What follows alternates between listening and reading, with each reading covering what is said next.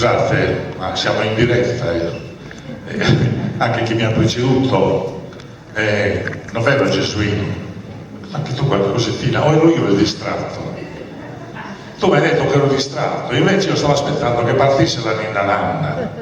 perché eravamo rimasti d'accordo che come finivi di parlare tu partiva la ninna nanna. Va bene, la canzone è armonizzata da Tonino Puddu, però con una variante apportata dal maestro Fabio Melis che li accompagna con le Launeddas.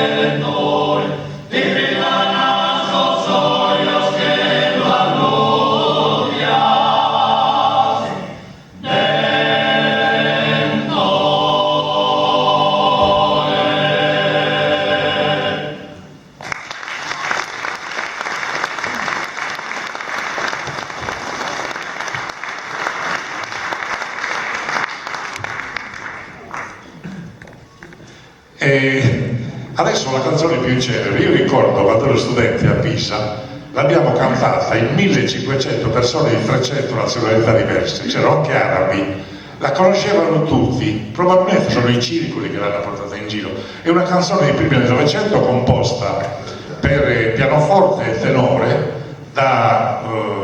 il Battoressini, un avvocato di Salure, il testo è una gloria musicale che non era sardo, era di origine veneta,